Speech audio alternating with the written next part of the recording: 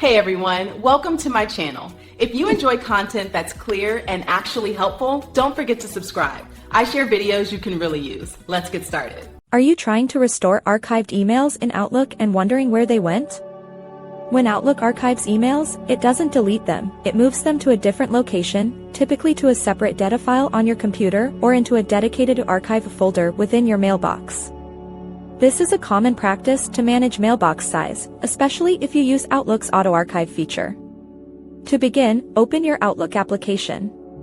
Look closely at the left-hand navigation pane, where your mail folders are listed. You might immediately spot a folder labeled Archive directly underneath your primary mailbox folders, like Inbox and Sent Items.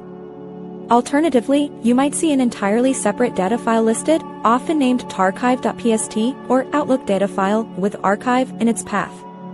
Click on this archive folder or the archive.pst data file to expand it and view its contents.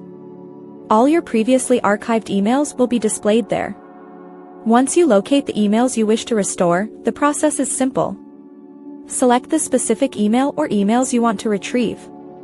Then, you have a couple of easy options. The quickest way is to drag and drop the selected emails directly from the archive folder into your main inbox or any other folder within your active mailbox where you want them to reappear.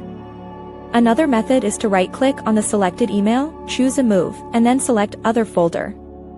From the list, navigate to and select your inbox or another desired destination in your main mailbox.